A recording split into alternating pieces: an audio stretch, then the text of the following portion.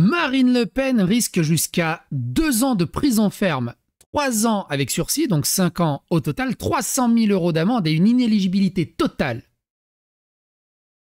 Certains disent, la justice, elle n'est pas un peu d'ultra-extrême gauche? Ça relâche des heurts, ça relâche des cambrioleurs, ça relâche des meurtriers, des attentats. Il y a un laxisme fulgurant. Mais alors par contre, Marine Le Pen, oh là là, beaucoup disent, ils veulent juste mettre un cordon sanitaire pour ne pas qu'ils puissent se représenter sur la prochaine élection, tellement ils ont peur. Sachant qu'il y a 11 millions d'électeurs qui ont voté pour elle lors des législatives. Qui ont été... Et donc il y a 2 sujets. On va voir pourquoi Marine Le Pen risque la prison, et la fin du Rassemblement national, en fait, s'il y avait en prison.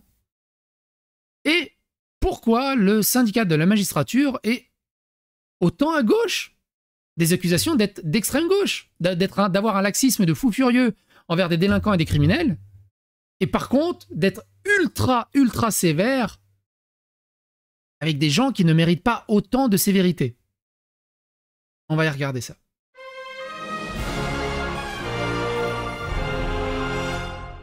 Attention, please. Non, j'en ai même pas parlé de ça, Balachou. Procès du RN. Un procureur a-t-elle avoué que cela lui ferait trop mal de demander la relaxe de Marine Le Pen? Et donc, il y a un fact-checking du Parisien. Parce qu'il paraît qu'il y a un magistrat qui a dit « Je pourrais vous relaxer, mais ça me fait trop mal, vous êtes d'extrême droite. Vous êtes dangereuse pour la société. » Je paraphrase, mais c'est ça. Et donc, il y a un fact-check.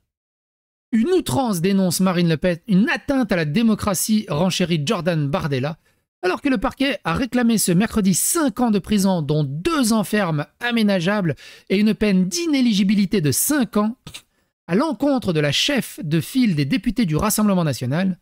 Cette dernière a dénoncé devant la presse un dossier vide et une accusation éprouvant bien des peines à fournir les preuves de sa culpabilité. Puis, l'une des 2 procureurs en charge du dossier aurait, selon Marine Le Pen, avoué lors de son réquisitoire ne disposer d'aucun élément à propos d'un contrat, mais ne pas demander la relaxe car cela lui ferait trop mal.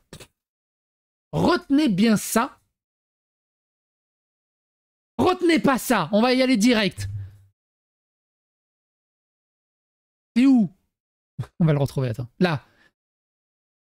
Merci à TF1 pour cette analyse de cette ancienne présidente du syndicat de la magistrature qui nous explique que les narcotrafiquants ne sont pas méchants, mais qu'ils veulent juste de l'argent. On comprend mieux pourquoi ils sont rarement condamnés. Souvenez-vous aussi, les dealers de 14 ans, pour la gauche, c'est comme un apprentissage professionnel. Il n'y a pas de mal. Et d'ailleurs, on devrait légaliser les drogues et la MDMA, c'est comme une coupe de champagne. C'est même mieux qu'une coupe de champagne. On va pas revenir dessus dans tous les détails du truc. Je vous invite à aller regarder la vidéo. On continue. Puis l'une des 2 procureurs en charge du dossier aurait, selon Marine Le Pen, blablabla, une preuve irréfutable pour la députée du Pas-de-Calais de la volonté du parquet de priver les Français de la capacité de voter pour ceux qu'ils souhaitent et de ruiner le RN. Un discours repris en boucle sur les réseaux sociaux par ses soutiens, mais qu'en est-il vraiment? Vous avez remarqué, là, tous les journalistes, « Ouais, il faut fact-checking ça !» Par contre, sur les fact-checking, quand Mélenchon sort une dinguerie, Thomas Porte sort une dinguerie, Delogu sort une dinguerie, Réma-Sen sort une dinguerie, hein, quoi? Hein? Les barbecues, c'est sexiste. Vous vous êtes jamais demandé pourquoi d'un coup, là, en plein mois de novembre, on a des températures en baisse aussi drastiques? Qu'est-ce qui se passe? Vite, le réchauffement climatique! Peut-être l'hiver? Non, réchauffement climatique! C'est sûr. Il y a du vrai et du faux dans la déclaration de Marine Le Pen. Selon plusieurs de nos confrères présents dans la salle d'audience du tribunal de grande instance de Paris, la procureure Louise Netton a bien déclaré qu'elle ne disposait pas de beaucoup d'éléments pour déterminer l'illégalité d'un contrat litigieux. Celui de Jean-François Jalc, un ancien vice-président du Rassemblement national, signé par un de ses assistants parlementaires. Elle a reconnu qu'elle n'avait pas grand-chose pour déterminer l'illégalité de ce contrat. Il y a eu cette formule « Je ne peux pas demander une relaxe, ça me fait trop mal. Je m'en rapporte donc à la décision du tribunal. » C'est un truc de fou. C'est un truc de fou. Et de l'autre côté, tu as le Didier Migaud, on va en parler après. La justice, elle n'est pas laxiste, c'est faux. Elle est hyper sévère. Oui, elle est hyper sévère, mais elle est toujours avec les mêmes personnes et elle est hyper laxiste toujours avec les mêmes personnes, généralement. Je ne peux pas demander une relaxe partielle, cela me fait trop mal, je m'en rapporte donc à la décision du tribunal, a-t-elle déclaré. Selon un compte-rendu de Vincent Vantinghem, grand reporter police-justice à BFM TV sur X, et en plus BFM est woke, hein, je vous rappelle, donc en plus il rapporte ça. Je ne vous demande pas la relaxe, ça me fait trop mal, aurait-il dit, selon Catherine Fournier, journaliste à France Info. Le journaliste du Parisien présent au palais de justice en a également été témoin. Il n'y a plus de fact-checking en fait, c'est vrai. C'est grave. Moi, ce que j'ai toujours pas compris dans ce système, c'est à quel moment les magistrats et les juges, à quel moment les magistrats et les juges ont des responsabilités, sont inquiétés aussi par leurs responsabilités et par leurs actions. On dirait qu'ils sont intouchables. Ils prennent la bonne ou la mauvaise décision, s'en battent les steaks, ils sont intouchables. Comment c'est possible? Mais si la magistrate a effectivement tenu ses propos, il ne concerne qu'un élément minime sur l'ensemble du dossier. On s'en fout. On s'en fout. Le fait qu'elle ait tenu ce genre de propos, en plus elle les a dit publiquement, parce que vous vous doutez bien que le nombre de personnes qui ont ce genre de pensée, mais qui le gardent intérieurement pour eux, puis t'inventent une excuse à 2 balles publiquement, celui du contrat liant Jean-François Jalc et son assistant parlementaire. Du matin au soir, ce mercredi, les 2 procureurs ont détaillé l'architecture d'un système qui, selon eux, a été mis en place au Front National, devenu RN entre 2004 et 2016, pour faire du Parlement européen la vache à lait du parti à la flamme en concluant des contrats artificiels d'assistants parlementaires européens qui travaillaient en réalité pour le parti. À l'époque, la formation politique est dans une situation financière particulièrement tendue. Tout ce qui peut contribuer à l'allègement des charges va être utilisé de manière systématique, que ce soit légal ou pas, a affirmé le procureur Louise Netton durant l'audience.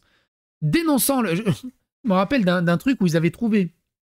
C'était le fils de Webedia, le fils du patron de Webedia, a été arrêté avec plus de 4000, je crois, vidéos et photos pédophiles et nymphiques. Relaxé.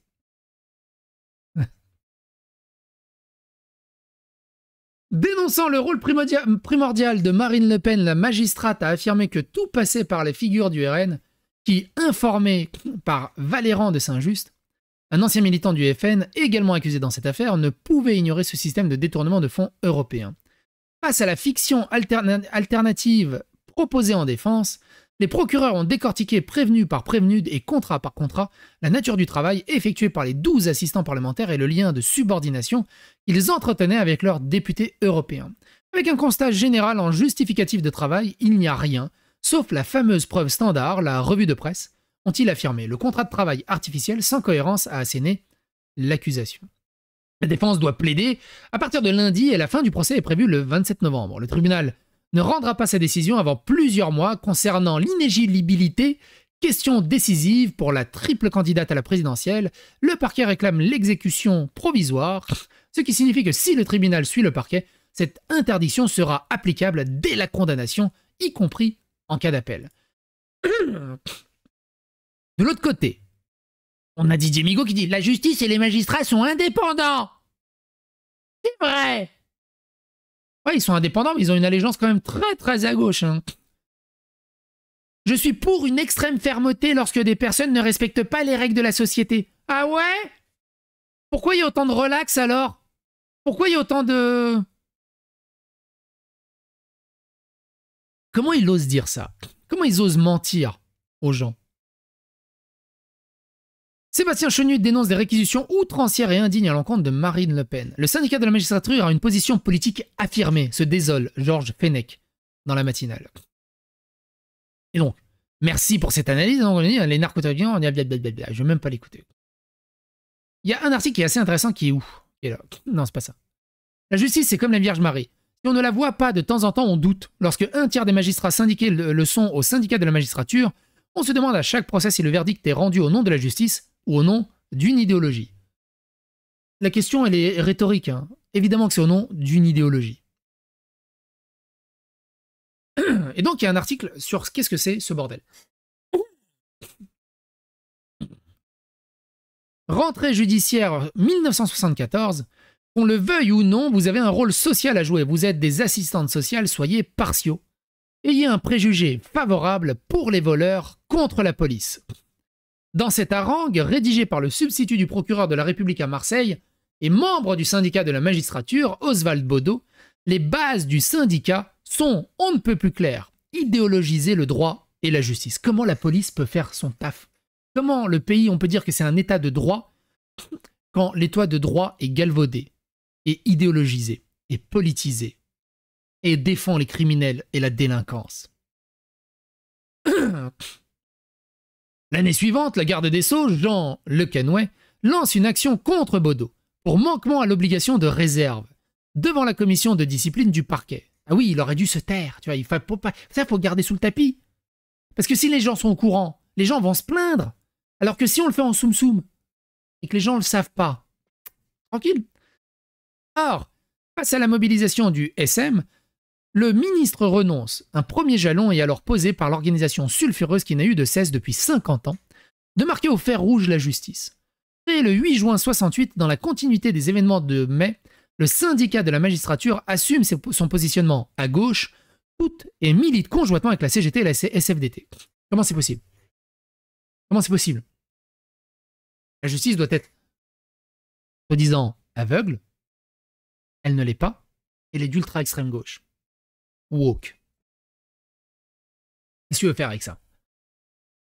Il faut réformer la justice. Ou tout simplement, il faut la dissoudre. Il faut faire des juges dread. C'est-à-dire que le policier est juge aussi. Et bourreau aussi. Ça irait beaucoup plus vite. Il prend réellement son envol après l'élection. T'imagines, t'arrêtes quelqu'un. Tu dis, monsieur, il l'a poignardé. Et je l'ai pris avec le couteau. Il était dans le deuxième et quatrième vertèbre. Ouais, mais vous l'avez pris à 5h45 du matin. Il fallait le prendre à 6h du matin. Donc le dossier est caduc. Monsieur, vous êtes relâché.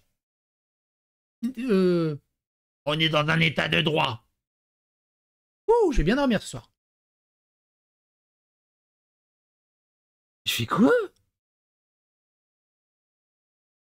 C'est pas une justice, ça. C'est une république bananière.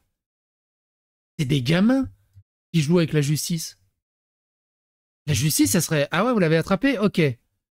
On va le tabasser dans la prison et on va voir si on l'expulse ou autre. Merci, monsieur le policier. Vous faites votre taf. Il y a une médaille qui vous attend. Ça serait une justice. Il prend réellement son envol après l'élection de François Mitterrand en 81. L'un de ses fondateurs, Louis Joannet, conseille même plusieurs ministres socialistes, comme l'explique le magistrat Yves Lemoine et le juge d'instruction et ancien dirigeant du SM, Frédéric Nguyen, dans le livre noir du syndicat de la magistrature, Albin Michel, 91. Lorsque la gauche arrive au pouvoir, il accapare les postes et vire ceux qui considèrent de droite, ce qui n'est pas fait à l'inverse, rapporte un procureur de la République auprès des valeurs actuelles. Un magistrat ne devrait pas être syndiqué, ni être franc-maçon, ni dans un club indépendant obligé. C'est pareil dans l'école. Hein. La grande majorité des profs sont d'extrême gauche. C'est un problème aussi. Un des endroits rares où il devrait y avoir obligatoirement du quota à une allégeance politique, c'est l'éducation nationale. Qu'un prof sur deux soit équilibré. Et que les gamins soient équilibrés à la critique des deux angles. Parce qu'en fait, ce qu'ils font, c'est qu'ils font juste de l'endoctrinement. Et de la lobotomisation. Un ancien juge y va également de sa critique. C'est une influence politique par incointance avec la France insoumise, notamment. Il signe régulièrement des tribunes aux côtés du syndicat des avocats de France d'extrême gauche, du GISTI, du groupe d'information du soutien des immigrés, de France Terre d'Asile. Et c'est comme ça qu'on se retrouve aussi avec des politiques qui sont juste intouchables. Mais de gauche. Une politisation à outrance qui se traduit par le scandale du mur des cons en 2013 et sa présence lors de la fête de l'humanité. 10 ans plus tard, où lors d'une table ronde sur les violences policières, l'une de ses membres explique par exemple que les émeutiers de juin 2023 doivent être considérés comme des révoltés. Le garde des Sceaux de l'époque, Éric Dupond-Moretti, fustige alors, impuissant cette initiative en rappelant que le syndicat de la magistrature n'est pas la justice. Depuis déjà en 2001, le ministre de l'Intérieur, Daniel Vaillant, porte plainte contre Clément Schuller, ancien vice-président du syndicat de la magistrature, pour son livre « Vos papiers, que faire face à la police, l'esprit faire peur », qui mettait en couverture une caricature du policier affublé d'une tête de porc. Il était condamné en appel pour diffamation à 800 € d'amende pour ses propos sur la multiplication des contrôles aux faciès par les forces de l'ordre publiés dans l'ouvrage scandaleux. Alors forcément, quand ils arrivent à des trucs ultra graves comme ça, ils sont obligés de condamner. Mais les condamnations, elles sont ridicules. En disant, ouais, c'est bon, il a été condamné. Voyez, on est... équilibré et juste. En 2008, la Cour de cassation annulait le jugement. Le militant coule depuis 10 ans des jours heureux au tribunal judiciaire de Perpignan. En 2020, le syndicat publiait aussi un manuel de 80 pages, le guide du manifestant arrêté, le passager clandestin, dans lequel on trouve toutes les clés pour tenir tête en jouant sur les zones grises à la police, en toute légalité lors de la fouille ou d'une interpellation. Ils ne sont plus là pour faire régner le droit, mais pour aider à contourner ses effets, en jouant sur des vices de procédure, déplore le magistrat. Selon nos sources, anonymes par peur de représailles, le SM s'est vu renforcé par la récente passerelle entre Sciences Po et l'École nationale de la magistrature. Je vous rappelle, c'est nos élites de demain. Leur lecture est plus politique que celle des diplômes en droit avec un prisme d'extrême gauche, souligne un procureur. À l'ENM, ils organisent en section et sèment la terreur parmi les élèves à coups d'emails, de confrontations et de menaces. La direction d'école est très conciliante, critique un juge d'application des peines récemment diplômé. Il se souvient d'un cas pratique avec sa professeure de l'époque, adhérant au syndicat de la magistrature. J'explique pourquoi je requiers le placement en détention du prévenu, avec toutes les raisons valables. Elle me répond « Ah bon, mais pourquoi tu veux l'enfermer ?» Un autre a en tête la cabale contre un élève après que, lors d'une soirée chez lui, un convive a trouvé un livre d'Éric Zemmour dans sa bibliothèque. Pan, pan, pan.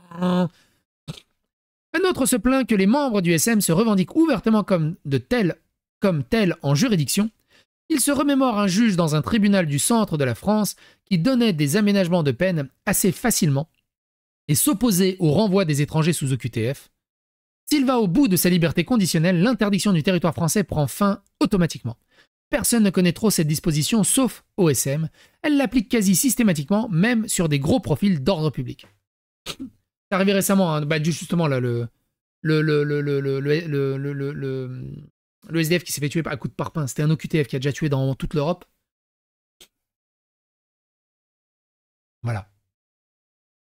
Sortis de l'ENM, les élèves qui n'adhèrent pas au principe de SM continuent d'y être confrontés dans la vie professionnelle, notamment à cause des hommes et des femmes politiques qui nomment des membres de cette organisation.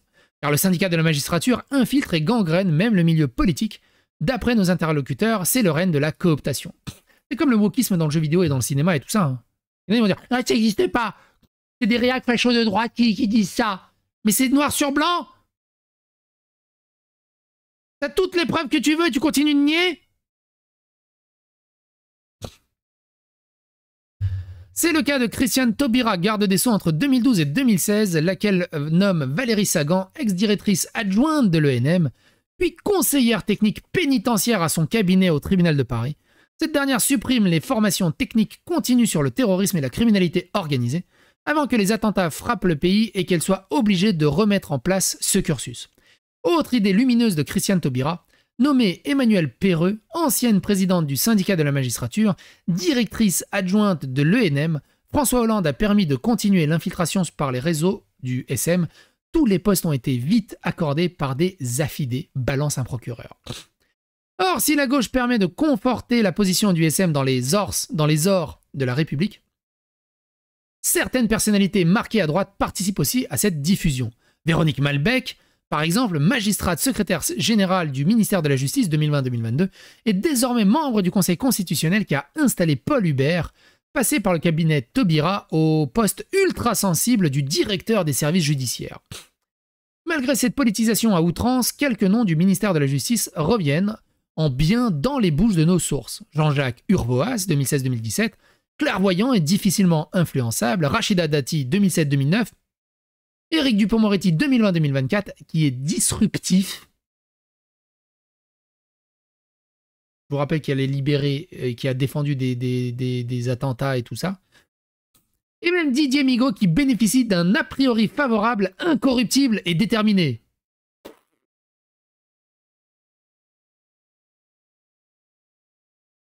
Moi, je demande des actes, hein.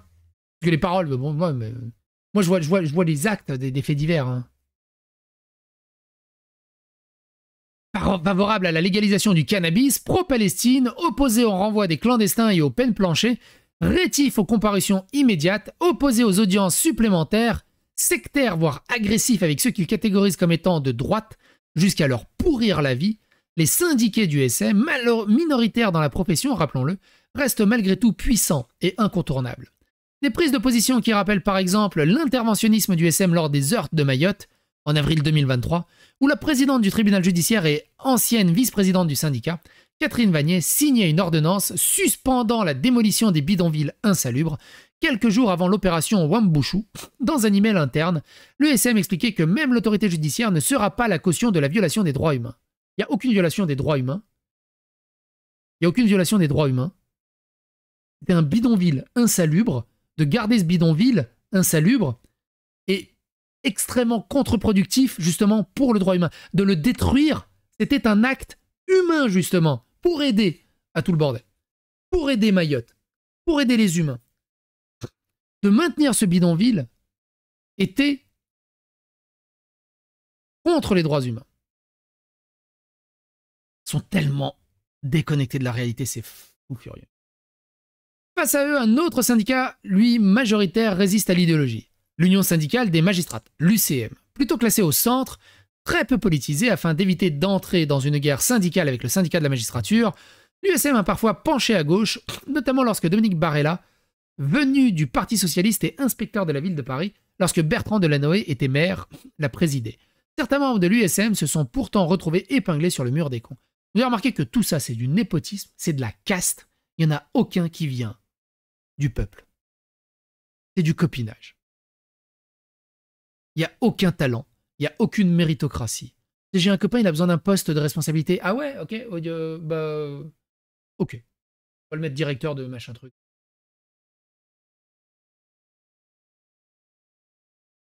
Un juge confie malgré tout s'être inquiété à l'époque d'un risque de rapprochement dangereux entre le SM et l'USM et d'un basculement vers la gauche. Il prend par exemple l'arrivée d'Éric Dupond-Moretti aux affaires et la levée de bouclier unanime pour le pourrir dès son arrivée, une opposition de principe qui n'a pas de sens au vu des moyens inédits déployés depuis.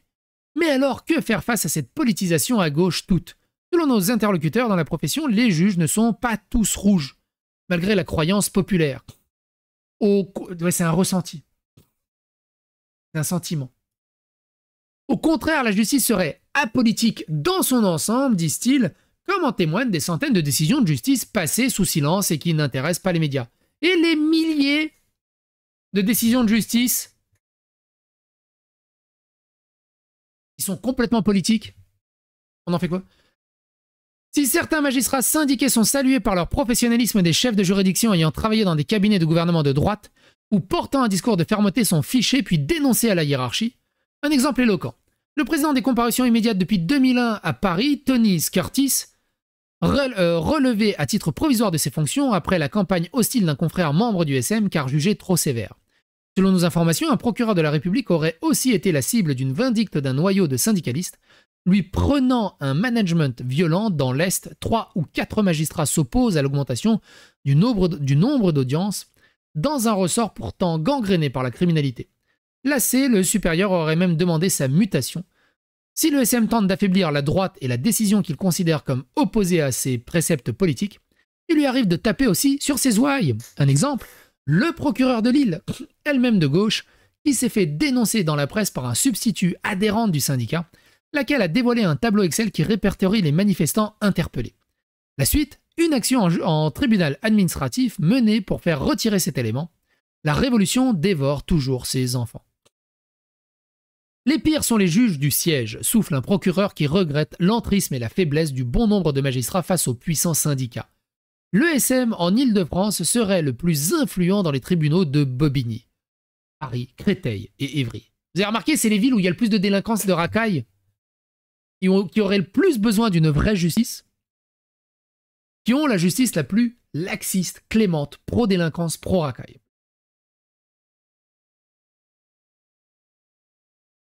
Seul point de consolation pour nos interlocuteurs, le syndicat de la magistrature est encore minoritaire, 33%. C'est minoritaire, 33%, hein. C'est grave. Hein. 1 sur 3, hein, c'est grave. Dans les élections du Conseil supérieur de la magistrature. Autre point noir au tableau pour les magistrats sont non syndiqués au SM.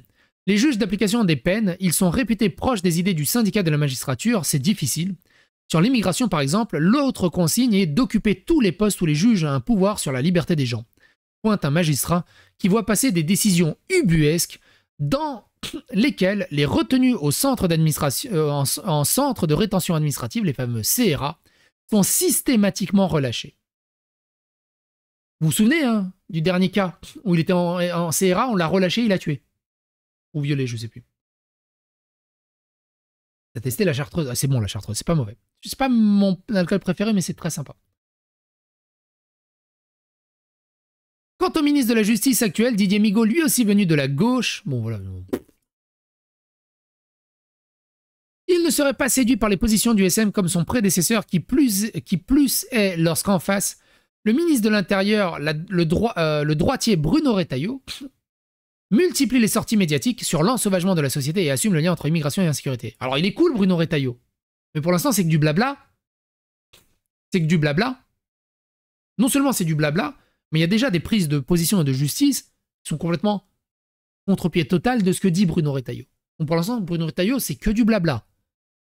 Le Karcher, on l'attend, hein. Mais le Karcher, pour l'instant, il va avoir lieu aux États-Unis avec Trump et Elon Musk. Alors, quelle suite pour la justice française? Un procureur éminent critique du fonctionnement actuel, il voit toutefois un coin du ciel bleu.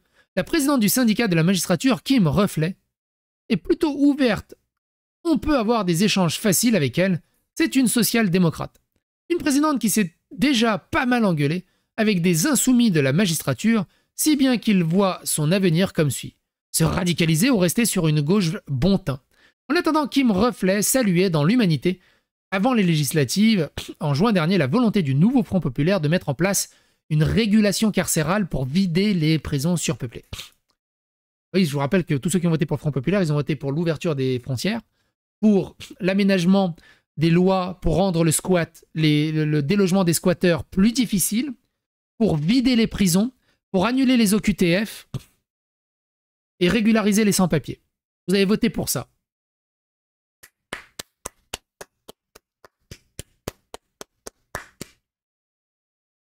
On reste dans le rouge pour l'instant. Réponse lors du congrès, courant 2025, qui donnera le couleur du bureau national. Pareil, hein, tous les influenceurs qui ont appelé à voter au NFP. On vous oublie pas, hein. Vous avez voté aussi pour ça. Récemment, c'était Inoxtag, il s'est fait cambrioler 2 fois en l'espace de 6 mois. Il voit pas le problème. Le seul truc qu'il a trouvé à dire, c'est de critiquer Jordan Bardella. Et de faire de la récupération politique sur Jordan Bardella. Pour dire, moi je suis de gauche, je suis un vrai moi. Qu'est-ce que tu veux faire avec ça? Oui, désarmer la police aussi, évidemment. En face, ils sont à la calache, ils sont avec des RPG. Il faut désarmer la police.